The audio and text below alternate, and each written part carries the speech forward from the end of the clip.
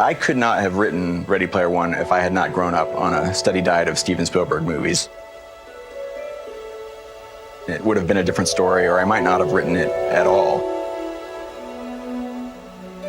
His work is woven into the fabric of my life. Everybody, I think, who dreams of making movies dreams of getting to work with him. It's a dream come true.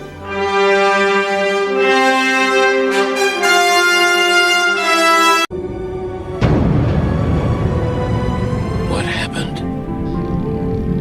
I don't know. We are in a cage.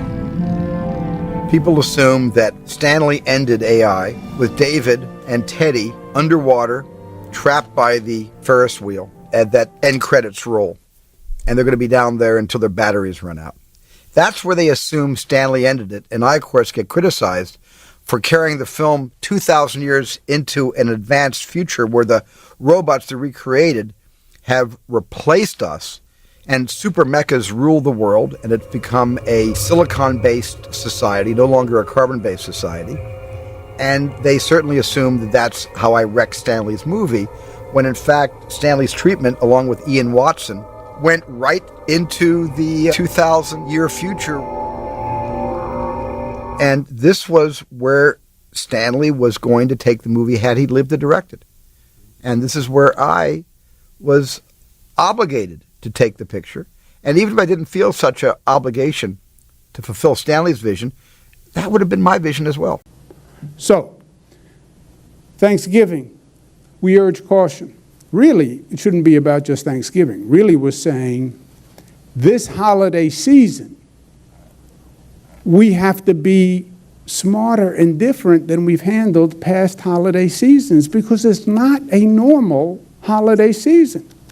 And we have a special mask for Thanksgiving because, you know, we're also creative in New York. We are creative, and we do things a little different. And we have a special mask. Don't be a turkey this Thanksgiving. Wear a mask. Don't be a turkey. How good looking is this mask, right? You ready? Look at that. How beautiful is that? Tell the truth. What we've got here is failure to communicate. Some men you just can't reach. So you get what we had here last week, which is the way he wants it. Well, he gets it. Astronauts are really, really good at making pictures in space that look like you've never left the planet. In fact, it's almost hard-pressed to tell whether you're in space or not in this picture. You know, we've got some fancy backdrops, I guess. Thanksgiving is typically a holiday where family and friends get together. Sometimes that can't happen to physically be around each other, but today's age, you can virtually tie in to your family and friends. Once in a generation, you see something that's so revolutionary, so remarkable, that you know by looking at it, it will literally change everything. And we all know that Dream Chaser is that revolutionary product. What do you say to a group of people who've actually done all the work, who've put in the hours, who've put in the blood, sweat, and tears to make something like this happen, other than just say thank you? You guys have done an outstanding job. This team here that's worked and has their fingerprints on tenacity, you should be proud that you're bringing back winged space. I'd go to the moon in a nanosecond. The problem is we don't have the technology to do that anymore. We used to, but we destroyed that technology, and it's a painful process to build it back again. I wake up every day thinking about the work that we will do in space that will benefit humanity here on Earth. And it starts with the introduction of this revolutionary space plane. And one of those big traditions is having a Thanksgiving meal together. And so we're going to celebrate that tradition up here, though our meal may look a little bit different. Don, if you hold the mic. So we've got a container here of all the things that we're going to enjoy on Thanksgiving. It is a feast. Let me see. We've got Brussels sardines, Brussels sprouts, butternut squash, apples and spice, smoked turkey. And smoked turkey. It's going to be delicious. And it's done by a revolutionary team. And I want to thank each and every one of you. Great job. Thank you.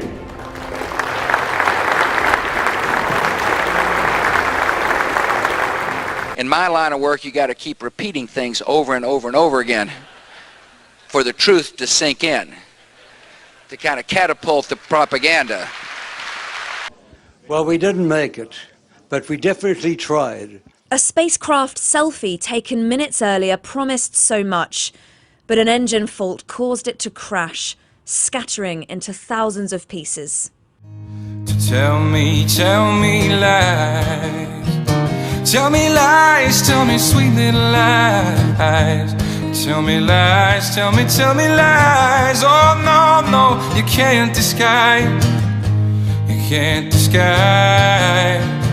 Tell me lies, tell me sweet little lies. Although I'm not making plans, I hope that you understand it. Mind control to Major Tom. Mind control to Major Tom. Hang the green screen up and put your wires on.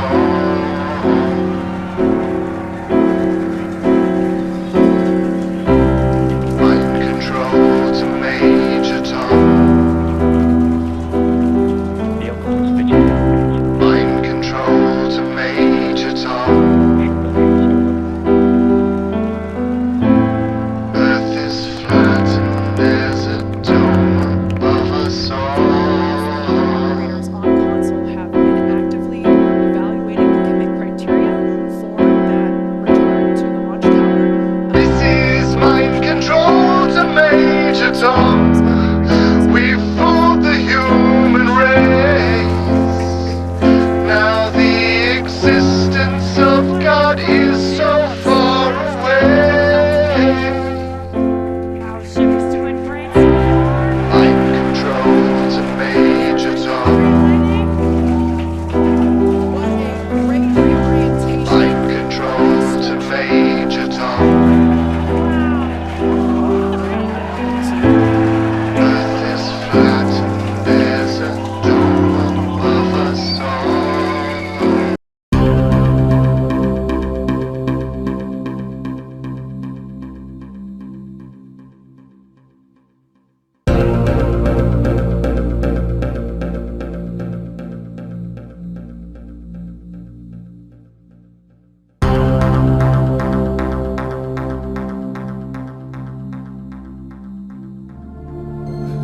I know there's a strategy. I know you're coming back with reinforcements, something. I know there's a plan. You can tell me no other human will ever know. There is no plan.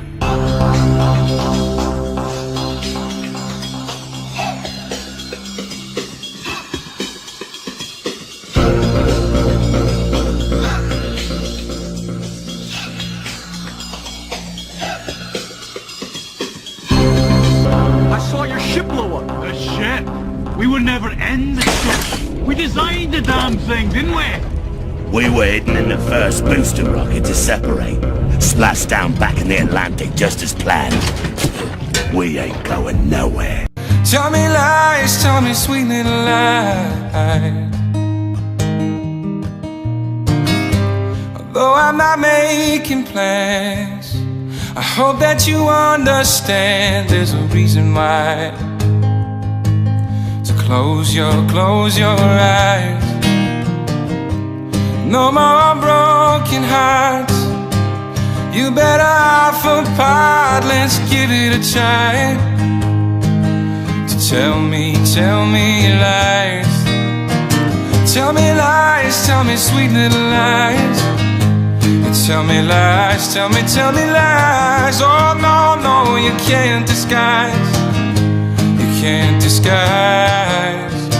Tell me lies, tell me sweet little lies. If I could turn the page in time, then I'd rearrange just a day or two and close my eyes. But I couldn't find a way, so I settled for one day to believe in you. Tell me lies. Tell me lies, tell me sweet little lies. Tell me lies, tell me lies. Oh no, no, you can't disguise. You can't disguise. Tell me lies, tell me sweet little lies. You tell me lies, tell me lies. Oh no, no, you can't disguise. You can't disguise.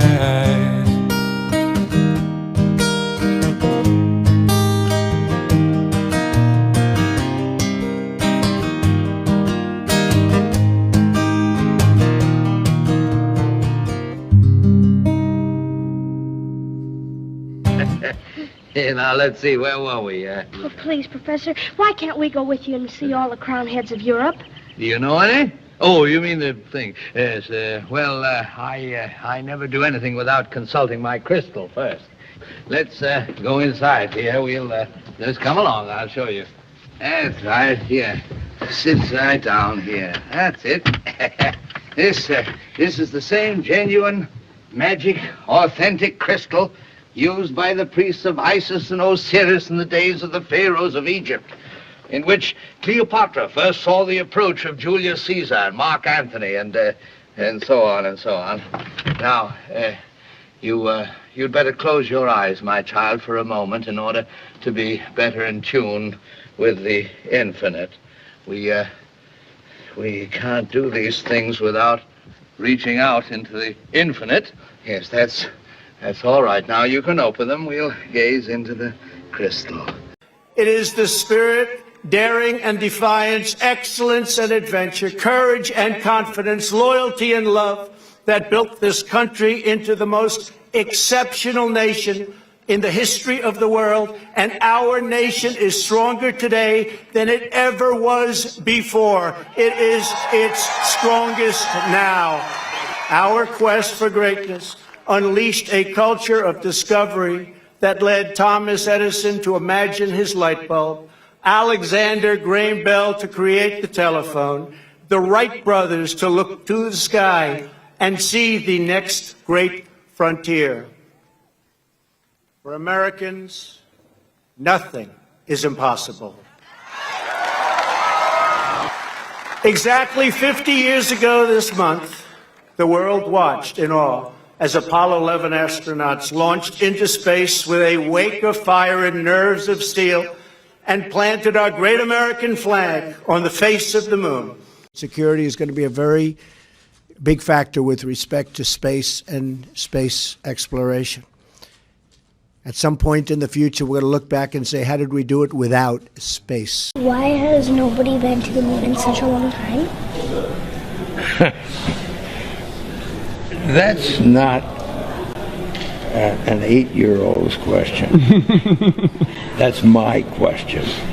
I want to know, but I think I know. Because we didn't go there, and that's the way it happened. The future of American space leadership, we're going to lead again. It's been a long time. It's over 25 years. Today, we're taking a crucial step to secure America's future in space by reviving the National Space Council after it has been dormant almost 25 years, if you can believe it. Today's announcement sends a clear signal to the world that we are restoring America's proud legacy of leadership in space.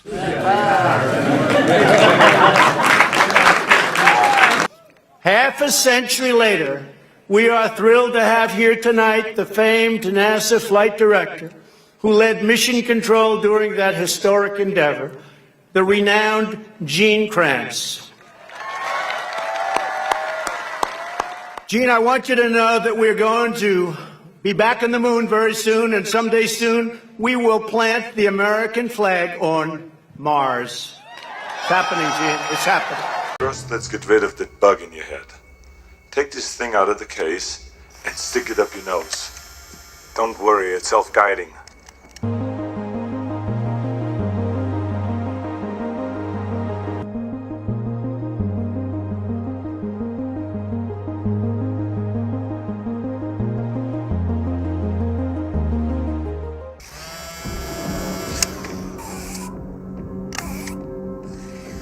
Just shoved real hard.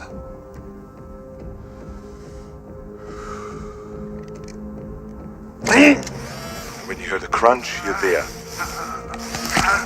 Just pull it out. Be careful. It's my head too.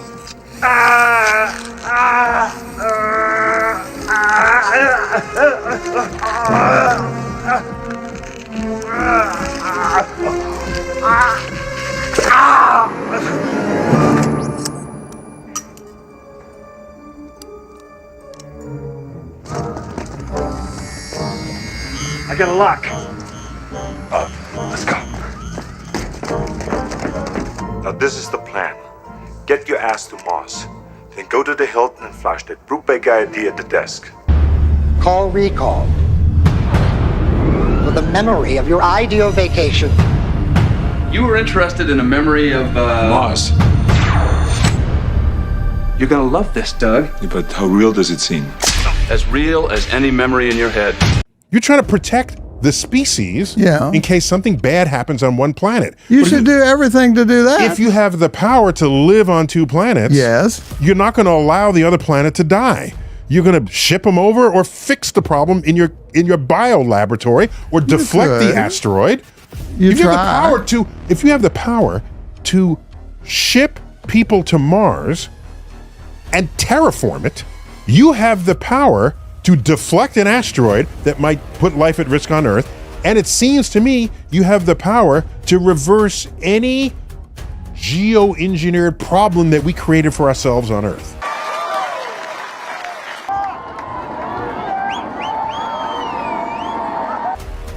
People worked hard protecting that Alexandrian library. In the Titanic, they had a hard time getting people to go off on those little dangerous lifeboats out in the water. It was comfortable on the. Let's wait on the Titanic.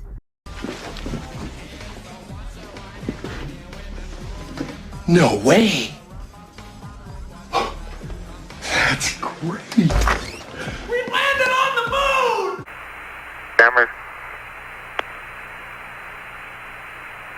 Camera's not gonna run. Without me holding it. The average D, 20 seconds. Ah, shoot. Okay, hey, let's get off. Forget the camera. Okay, 10 seconds. 10 seconds. Port stage pushed. Engine arm is S. Okay, I'm gonna get the pro. 99, proceeded. 3, 2, 1. Ignition. Right away, Houston. Vector good. Ag side. First report from Mattel Aerospace Center. The amazing new Unitread and Space Bubble is on the moon. Unitread shifts gears automatically to climb uphill. They're falling. The Space Bubble is spinning to keep the astronaut level. Mason in control now. It looks like a lunar dust storm. Unitread is going through it. Davis is A-OK in the Space Bubble. And here's Callisto. He has converted Unitread into a lunar sled, pushing Jeff Long's Space Bubble and hauling equipment on the Unitread cargo carrier. And now they've joined forces. Mason orders a bubble train link up. And there they go, heading back toward Tranquility Base. Stay tuned for further reports as they develop. At your local Mattel Astro Space Center, all systems are go. Yeah, Neil was the right guy for this job, because if he started grandstanding this achievement, then it would be like he landed on the moon. But in fact, we all landed on the moon. It's our collective first step on the moon. Tens of thousands of engineers and scientists and hundreds of millions of taxpayers. We landed on the moon. And what did he do when he was done? He became Citizen Armstrong, became a professor, went back to Ohio, where so many astronauts have come, shunned interviews. I'm reminded it was Roman emperor Cincinnatus. He came to become emperor, and when he was done, he went back home and continued as a farmer. Didn't exploit the fact that he ran all of Rome. He didn't grandstand that fact. He was called into service. He gave of himself, his time, his energy, sacrificed whatever was necessary for his home life. When he was done, he went home. That's what Neil Armstrong did. He came home to us all. Some people want power for power's sake, rather than power to lead and guide others in a time of need. And they've run out of anecdotes, you know, and they just start making stuff up. Yeah. Like that Neil Armstrong guy. Have you seen him on the talk shows? Neil Armstrong, you mean the first man to walk on the moon? Talk about a fish story. Man, and they're buying it. Oh, yeah. They made sure to photograph him standing there with a really wide angle lens, which curves horizontal lines. So in the photo, you see this curvature of Earth's surface. And you say, wow, he's in space. Look at that. No, he's not. At that height, you don't see the curvature of the Earth. If you are 2 millimeters above this beach ball. You just don't. That stuff is what? 1,500 years ago, everybody knew the Earth was the center of the universe. 500 years ago, everybody knew the Earth was flat.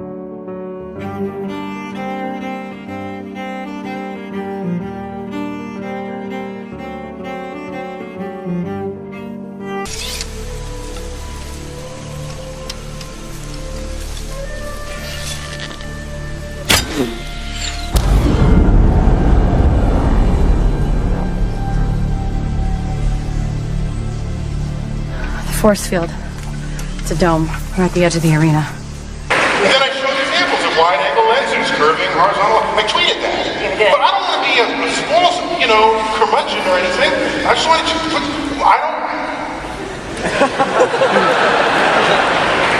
There's so much to actually be impressed with in the universe. I don't want you to be distracted by things that are not. That's all I'm trying to say.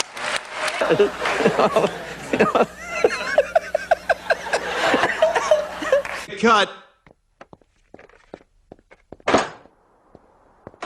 Wow, Neil Armstrong. Hey, wait a minute. You're supposed to be on the moon. I just saw it on TV. Oh, there's a tape delay and with all solar winds.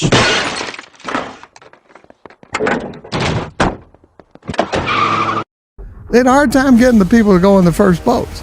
Mars is not as habitable as the Earth. At what point do you think it would be safe for people to bring or have children on Mars? I wouldn't bring children initially because it's dangerous. The first flights may not succeed. It's a hazardous environment. But I think within less than 10 years of the initial landings, I would expect that it's safe to bring kids. Do you think that you'll go to Mars in your lifetime? If I live long enough, then yes.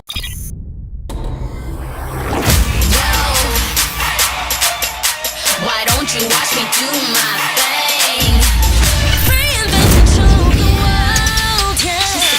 She's to be better, she's to evolve, she's to evolve, she's to be more, she's to be better, she's to evolve, she's to evolve.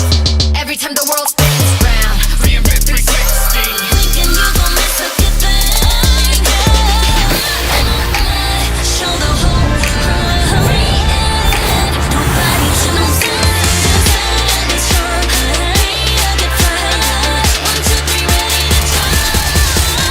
why don't you watch me do my thing?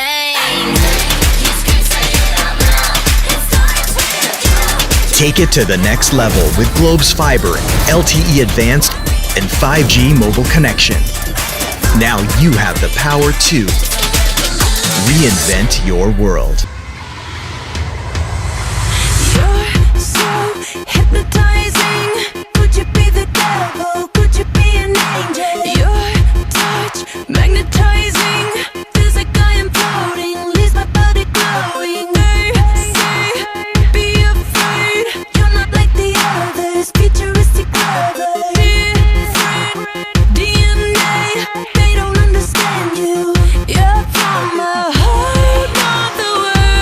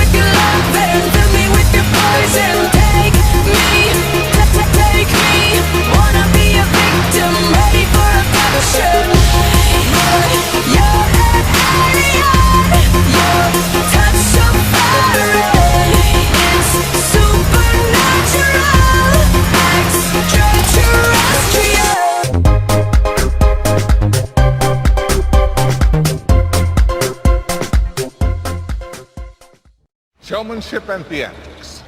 When a magician waves his hand and says, this is where the magic is happening, the real trick is happening somewhere else. Misdirection, a basic concept of magic. I need to get to here. What's there? The earliest estimate of the singularity, when man will be able to transfer his consciousness into machines and achieve immortality. So you're upset about missing out on becoming some sort of freakish, self-aware robot? By this much? So what is the most important project or the most important topic for you to deal with in the foreseeable future? And you said that is truly the role that AI is going to play in our society. Could you explain why, and why that is a big opportunity but also seems to worry you? Yeah, I think, well, I mean, humans have been the smartest creature on Earth for a long time, and that is going to change with what's typically called artificial general intelligence. So this is, say, an AI that is smarter than a human in every way. Could even simulate a human. You know, this is something we should be concerned about. I think there should be government oversight of AI developments, especially super advanced AI. It's just, this is anything that is a potential danger to the public. We generally agree that this should have government oversight to ensure that the public safety is taken care of. Because you fear that one day mankind could serve the machines and not the other way around? Honestly, when I see people on their phones, I think we're already serving the machine. Yeah, it's like everyone's answering the questions. You know, every time you do a search or add information, you're sort of building this, the digital group mind.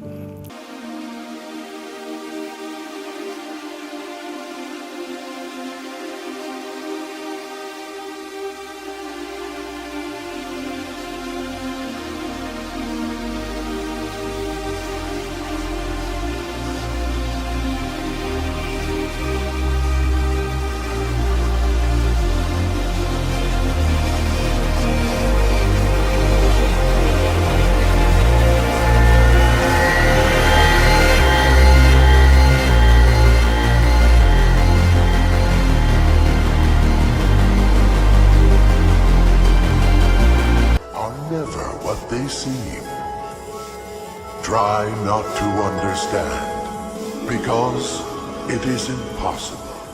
It's going to get more and more overtly occult as these things develop. I mean, Burning Man's totally in-your-face occult. I mean, that's just flat out, we're witches, we're here, we're New Age, we're here to work witchcraft.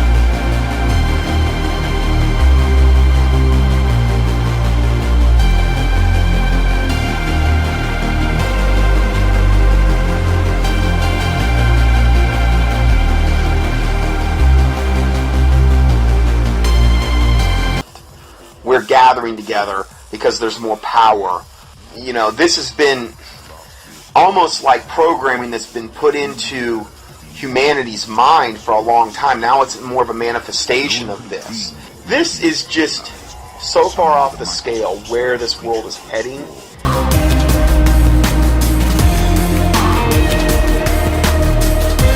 The amount of time, effort, money that is being expended by Satan and his minions to implement his agenda. But yeah, the advent of artificial general intelligence is called the singularity for a reason, because just like a black hole, which is a singularity, it's difficult to predict what will happen. So it's not as though the advent of AGI is necessarily bad, but it's bad as one of the possible outcomes. And when is singularity in the definition of Ray Kurzweil going to happen? Well, I think you were saying he's predicting 2025. I think that's reasonably accurate. And how can it be avoided that is then more a threat for humanity than an opportunity? Is it a question of governance, so that there is not too much power in one or in few hands? Or how would you make sure that it goes into the right direction? I think we should have a government oversight, just like we do. We have government oversight and regulation of cars and aircraft and food and pharmaceuticals. These are all, there are regulators that oversee these developments to ensure public safety. And I think digital superintelligence would also be potentially a public safety risk.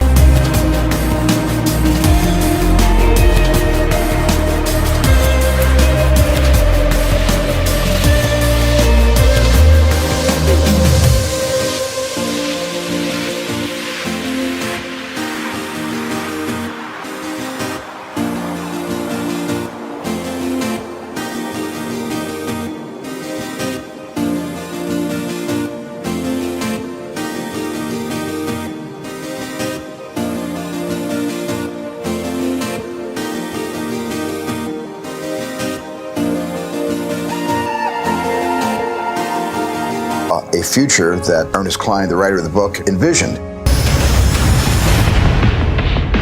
I was very careful with Ernie collaborating with me every step of the way to be able to find the movie narrative inside this dense forest of Ernie's profound imagination. The Oasis being the ultimate toy box with all the toys in the world, and then playing that with one of the greatest filmmakers of all time. It results in just amazing action and such a fun adventure. Ernest Cline is such a visionary, and I think has seen the future before any of us possibly could even imagine it.